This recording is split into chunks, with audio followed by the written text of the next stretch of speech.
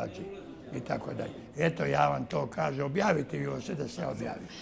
Kad govorimo o Bosni i Hercegovini, gospodine Kapidžić, vratit ćemo se o sadašnjim odnosima Srbije i BiH. Samo me zanima Ratko Mladić, Radovan Karadžić i sad Dodik. Šta mislite o tim ljudima? Milorad Dodik. Evo ovako, ja ove dva optužujem kao zločince, lično, na osnovu činjenica. Oni su stvorili rat u Bosni i pokolje. Pojedinačno. Drugi su učinili toga mnogo, ali oni su pojedinačno. Dodik sada pravi novi drugi zločin, druge vrste, praveći Republiku Srpsku. Što znači Republika Srpska? Aj mi kaži. To znači, znate, gospodo, Republika Srpska je država Srba pravoslavne vjere koja mrzi Sarajevo. Ili koja ne ide u Sarajevo na trgovinu. Sarajevo koje je srce Bosne. Znači, ja se odvajam, a naslanjam se na ovu Srbiju ovdje, koju pruža kad se nađemo ruka preko vrata, pa se onda ljube i prijatelji su. Pa ja sam rekao, pa vi zovite Turke. Zovite Tursku, recimo, molim vas, uzmite po zaštitu. Mi smo groženi sa tim zavjerama. To su zavjere.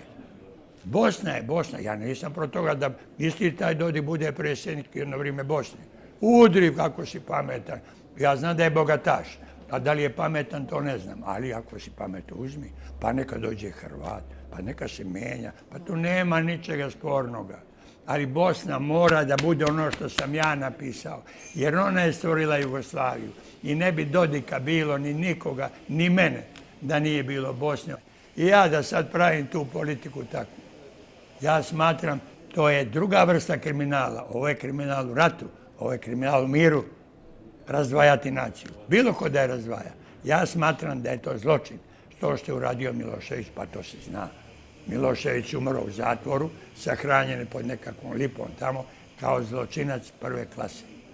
Mjesto da ga sahrane navali, kao gospodina i gospodara, koji je dao preko Srbije svjetlo, neko fino zeleno svjetlo čitavoj naciji. Znate kako je, vi ste djeca, znate kako je bila ta naša Jugoslavija. Prelijepa zemlja, od Vardara do, ne znam, tamo do Slovenije. Prelijepa zemlja, živjela u miru, blagostanju, međusobnom poverenju.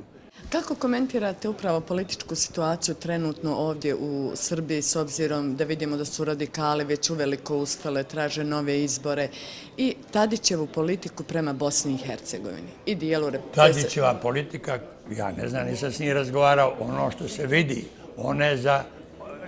Tadićeva politika je da dve strukture državne priveže na neki način manje ili više Srbiji. To je Republika Srpska i Crna Gora. Isto se radi u Crnoj Gori.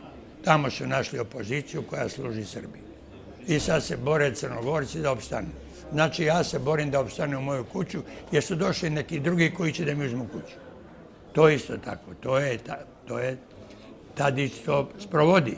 Ili što ne smije, ili što ne može, što neće. Ja ne znam to. Ne mogu ja da s njim, ne znam, nemam posla. Ali to je izraz njegove politike. Što šire, što je Milošević pokušao da ratom pravi zločinima, krvlju i ko zna čim sve ostali. On to pokušava da napravi kao jedan obrazovan čovjek, neuropsihijatar i tako to su obrazovani ljudi i mekani, pametni ljudi. On to prihvati da to ovako uzme, stavi pod ruku i u džep dvije države, a onda ćemo da uđemo u istoriju kao drugi Nemanja ili Sveti Sava, gdje se ovdje legende prave. Ovdje se legende kucaju, kako se kaže, štampaju. Legende, izmišljene stvari.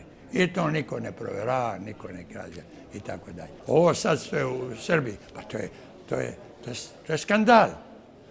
To se uopšte ne može ničim, ne da se objasni, nego može da se kritikuje. Kako da ja kritikujem jednoga vođu koji se zove tako i tako, koji leži u bolnicu, zbog toga da bi iznudio izbore, koji nisu ustavni, nego neustavni, ali mogu da budu, ali neustavni. A taj čovjek ima na dohvat ruke pobjedu, obzirom da ovaj drugi oponent ima gladnu zemlju, koja umire od gladi, koja mu i oca i majku psuje svakog dana.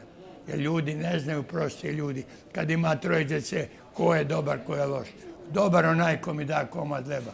I da će ti koji glas, ne glas poštovanja, nego žaljenja, pa ako ti je to dovoljno da sa tim vladaš jednom zemljom kao što je Srbija, svaka ti čast, ali ja da Bog da umro prije toga, iako mi je vrijeme da umrem, da ne gledam takve solucije za jednu naciju i za svoju porodicu, tako dalje. I za kraj, gospodine Kapidžić, vaša poruka Bosancima i Hercegovcima, Bošnjacima, Srbima, Hrvatima?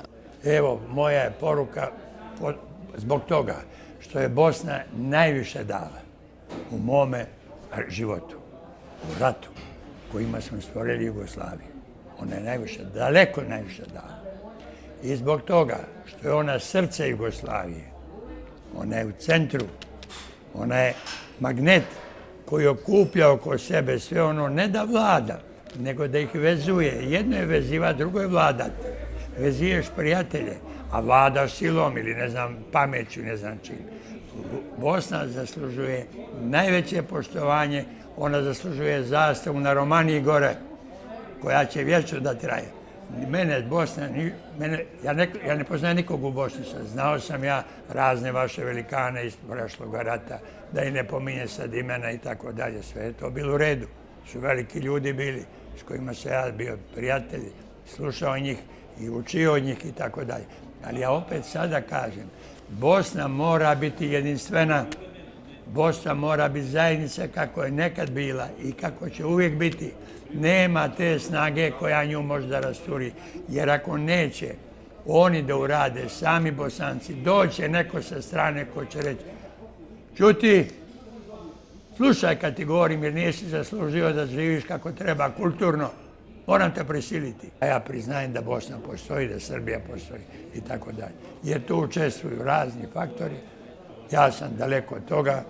Ovdje mene mnogobrojni ljudi gledaju poprijeko kao da sam poklao sve ljude žive oko sebe i mrtve, ali ja nisam nikome zlo napravio.